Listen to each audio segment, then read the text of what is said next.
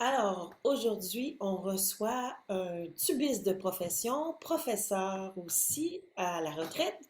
Mais ce qu'on sait moins, c'est que notre invité, Alain Cazes, est aussi chef d'orchestre. Bonjour Alain. Bonjour Sylvie. Alors, tu vas en fin de semaine, c'est-à-dire le 1er octobre, dans le cadre des Journées de la culture, tu vas diriger l'orchestre. En fait, c'est pas l'orchestre métropolitain, c'est un tout petit, mais c'est organisé par l'orchestre métropolitain. Oui, Alors, tout à fait. peux-tu nous en parler? Oui, c'est une excellente initiative qui est ouverte au public, d'ailleurs au grand public, gratuitement. Donc, tous sont les bienvenus. Et puis, ce sont les vents de l'Orchestre métropolitain. Euh, représentent le noyau de l'orchestre avant. On va avoir un grand orchestre avant. On a 77 musiciens jusqu'à présent qui vont être présents sur scène. Donc, dans un équilibre euh, assez parfait, je dirais, assez idéal. On a 8 flûtes, incluant le piccolo. On a 18 clarinettes, on a 8 saxophones, 4 bassons, 4 au bois. On a 8 trompettes, 8 cordes, 7 trombones, 2 géphoniums et 4 tubas et 5 percussionnistes. Donc, on Et, a vraiment un ensemble avant complet et bien équilibré. et ces gens-là ont été choisis de quelle façon? C'est Laura Eaton de l'Orchestre métropolitain qui a contacté des ensembles amateurs et des groupes universitaires. OK? Donc, il va y avoir donc un mélange d'étudiants qui sont en musique, en voie de devenir professionnels, et des amateurs qui ont, bon, des gens qui ont fait par le passé des études en musique, mais qui ont décidé de se joindre, qui ont décidé de poursuivre en musique par le biais d'orchestres communautaires. OK, parce qu'ils ont décidé de changer de profession, quoi que ce soit comme ça, mais qui ont des études en musique. Donc, ça va être quand même un ensemble d'excellents musiciens. Et puis, on s'attend à quelque chose de très, très bien. Donc, l'idée, Ouais. Faudrait spécifier que le concert est gratuit. Oui. C'est-à-dire oui, que exact, l'entrée, tout le monde peut y assister. Et ça se passe à la exactement. Maison symphonique? Exactement. Donc, Oui, c'est tout à fait. l'occasion aussi pour les gens de découvrir, ceux qui ne le connaissent pas, d'aller faire un tour à la Maison Mhm. symphonique gratuit. Oui, Alors, oui, tu tout peux à nous fait. parler. Ah, et il va y avoir aussi des musiciens professionnels de l'Orchestre métropolitain. Oui, on a 18 musiciens professionnels de l'Orchestre métropolitain, principalement 2 musiciens par section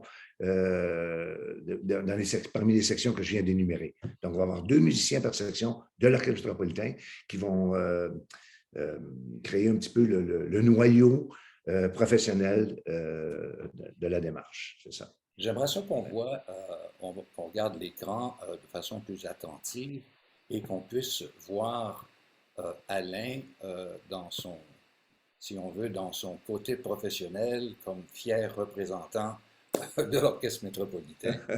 Alors, c'est une excellente photo qui montre à la fois ton instrument et aussi cette espèce de dynamique pour lequel tu es renommé. Et ben voilà, je pensais que c'était important de montrer l'instrument en même temps. Oui, Et oui, tu tout à vois fait. dans cette photo officielle. Mais il faut Uh dire que -huh. là, c'est une photo à l'Orchestre métropolitain, mais tu as fait une multitude d'autres formations. Oui, tout à fait. Oui. Tu as joué à peu près dans tous les orchestres. Euh, oui, ben, j'ai fait partie de l'Orchestre international d'Italie, le Colorado Philharmonic, puis toutes sortes d'orchestres ici au Canada aussi. Ben, ma première expérience orchestrale, je dirais, assez substantielle, c'était un orchestre de formation, l'Orchestre mondial des jeunesses musicales en 77-78. Naturellement, ça nous, ça nous reporte plusieurs années en arrière, mais c'était mes premières expériences à l'orchestre. Et puis après ça, j'ai joint l'Orchestre des ballets ici. J'ai joué aussi avec l'Orchestre de l'État de Paraíba au Brésil. J'ai eu un contrat de 2 ans pour enseigner au Brésil. Bon, un contrat que je ne suis pas resté 2 ans au Brésil, mais j'enseignais aussi à l'Université fédérale de Paraíba. Et après ça, quand il y a eu la formation de l'Orchestre métropolitain, je suis revenu au Canada pour me joindre à l'Orchestre métropolitain. Bien, ici, j'ai été surnuméraire à l'OSM pendant une quinzaine d'années. Puis, il m'appelle encore de temps en temps, mais c'est rare que je suis disponible. Donc, c'est ça, l'Orchestre de Laval, tous les orchestres régionaux ici, Laval, Trois-Rivières, Sherbrooke. J'étais soliste même avec l'Orchestre de Sherbrooke. Et puis, donc, c'est ça. J'ai Revenons, Alain, travaillé. si tu veux bien, au Tutsi pour les Journées de Oui, la culture. Le programme ressemble à quoi? OK. Le programme, on va commencer la présentation avec un choral de Bach. C'est le choral 348 qui, pour un petit peu créer une sonorité d'ensemble.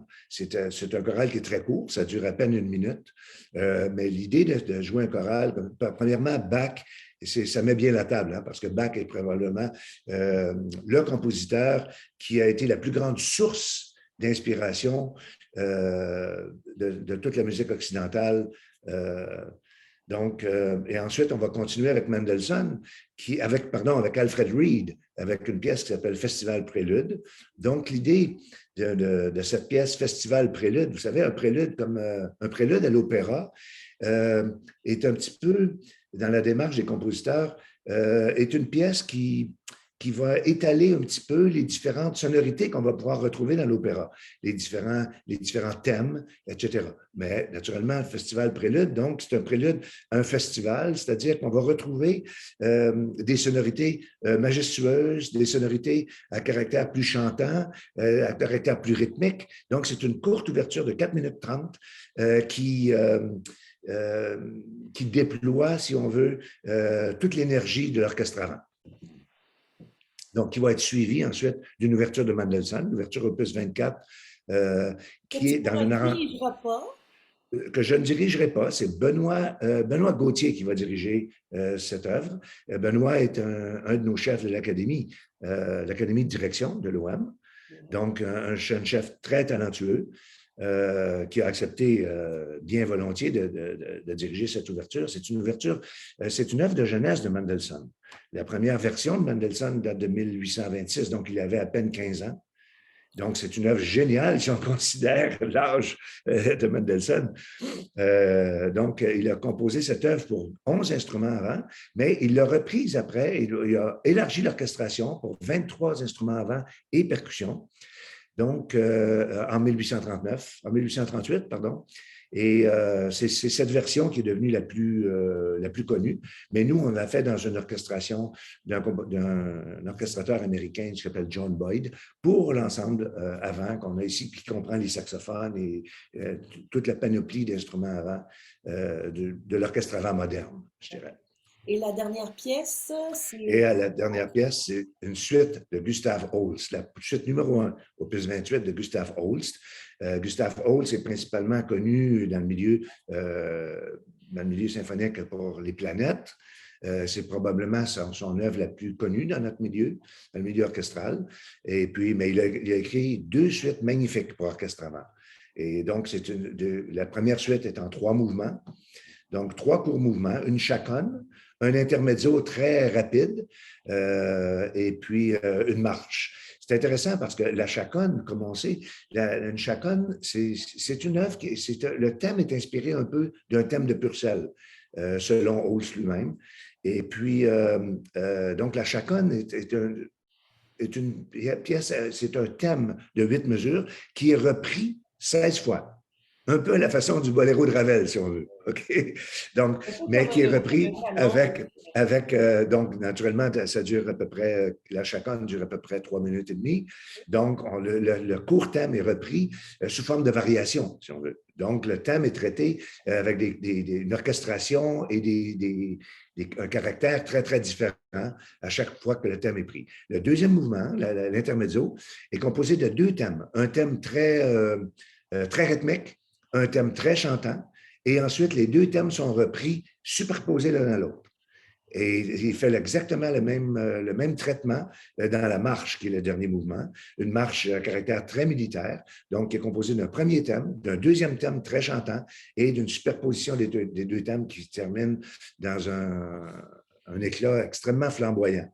Et c'est intéressant parce que la marche comporte la nuance la plus forte, la plus puissante de tout le répertoire que Holst a écrit. Il n'est jamais allé dans un quadruple forté, sauf dans cette marche qui se termine. Donc, c'est intéressant parce que c'est le seul endroit où, même pas dans les planètes, où il n'a jamais utilisé un quadruple forté, c'est seulement dans sa première suite. ouais, c'est intéressant. Puis si on parlait de tes expériences de chef d'orchestre, bon, c'est sûr que tu as joué beaucoup comme tubiste, mais comme chef Ouais. d'orchestre, Ben, comme chef d'orchestre, comme beaucoup de chefs d'orchestre, j'ai commencé un peu comme d'une façon un petit peu, par chance, qu'on pourrait dire.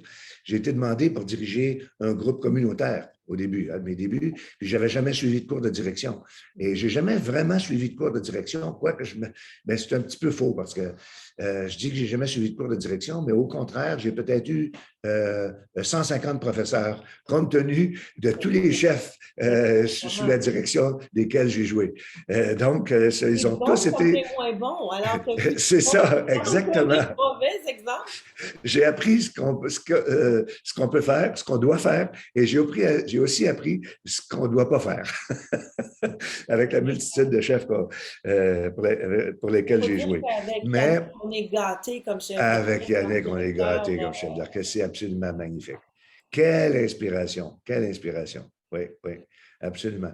Donc, mon expérience de chef, moi, j'ai dirigé premièrement, en 1990, j'ai commencé à diriger dans les années 80 avec l'Orchestre avant du Conservatoire, l'Harmonie de l'Université de Montréal, donc les groupes universitaires. Ensuite, on a mis sur pied un ensemble professionnel qui s'appelait la Philharmonie du Québec, la Philharmonie des Vents du Québec. On a donné quand même pendant une période de 5 ans, on a donné une soixantaine de concerts, dont plusieurs captations radio. On a eu des chefs invités. Agnès Grossman était venue diriger l'ensemble aussi. On a eu Phil Smith, première trompette de la Philharmonie de New York, qui était soliste avec nous, tout ça pendant ces années-là. Et ensuite, en 2001, l'Université McGill m'a offert un poste à plein temps pour diriger l'orchestre avant de l'institution. Et au fait, il y avait 2 orchestres avant à McGill. Donc, j'étais le chef des 2 orchestres avant. Et puis, c'est comme ça que j'ai continué ma carrière de chef. Puis, j'ai dirigé un petit peu partout au pays aussi, dans le contexte soit de festivals de musique. Est-ce que c'est dans tes projets de pousser encore plus la direction d'orchestre, par exemple, le jour où tu vas prendre ta retraite comme tubiste? Est-ce que c'est... Ben, non, je dirais que là, étant donné que je viens de prendre ma retraite de l'Université McGill, je continue à faire des jurys de festivals, des choses comme ça dans les 10 provinces canadiennes, puis quelques fois à l'extérieur du pays. Mais non, ce n'est pas mon intention. Mon intention, c'est d'aller à ma retraite graduellement. Au fait, j'ai pris ma retraite de McGill il y a un an parce que je voulais me consacrer un petit peu plus à l'Orchestre métropolitain et dans mes dernières années de carrière, tout ça, et donc en tant que tubiste et chef d'orchestre encore lorsqu'il y a des occasions qui vont se présenter. C'est ça. Mais comme chef, j'ai été chef aussi de l'Orchestre symphonique pop de Montréal aussi pendant quelques années, qui a succédé. J'ai été co-directeur du chœur de l'Orchestre métropolitain aussi avec Pierre Tourville dès l'arrivée d'Yannick pour une période de 10 ans, jusqu'à temps que je sois demandé pour être chef de l'Orchestre symphonique pop de Montréal. C'est ça. Donc, ça a été ça. Ça fait le tour. Il faut dire qu'Alain a connu aussi une carrière de pédagogue. Il a enseigné Ben oui. beaucoup et Ah oui. un peu partout. Hein. Peux-tu nous Oui. parler un peu de ta Oui, carrière? tout à fait. J'ai enseigné le tuba dans les 20 premières années de ma carrière de professeur. J'ai enseigné le tuba au Conservatoire de musique de Montréal, à l'Université de Montréal, à l'Université du Québec, puis dans 2 cégeps. Et puis, après ça, à l'Université McGill, là, j'ai commencé à enseigner la direction sur une base régulière. Donc, j'ai arrêté l'enseignement du tuba officiel, je dirais, quoique je continuais à donner des cours privés à ceux qui étaient intéressés. Il y a beaucoup de gens qui m'ont contacté pour avoir des cours de tuba, mais ce n'était pas sur une base officielle dans une institution. J'ai enseigné c'est la direction qui a été mon champ d'enseignement principal à l'Université McGill pendant les 20 dernières années. Alors, Alain Cal, si on revenait au Tutsi Oui. des Journées de la culture, tu considères que c'est un événement important? Oui, tout à fait, parce que c'est un des événements qui va contribuer à faire connaître ce qu'est l'orchestre avant, dans un contexte idéal, hein, à la Maison symphonique, tout ça, avec une formation bien équilibrée, puis avec du répertoire qui qui compte parmi les meilleures œuvres qui ont été écrites pour l'Ensemble Avant.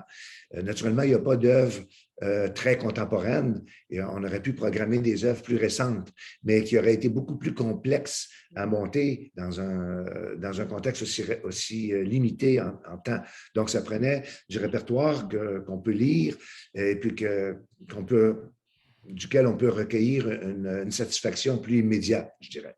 Oui, parce qu'il faut dire que c'est en fait, c'est comme une répétition devant un public, avec tous ces Exactement, gens-là qui ne se connaissent pas pour la plupart, tout à fait. avec un noyau de musiciens de l'Orchestre métropolitain et plein d'autres gens, dirigés Oui, par toi et par Benoît Gauthier, qui fait partie de l'Académie des oui, chefs.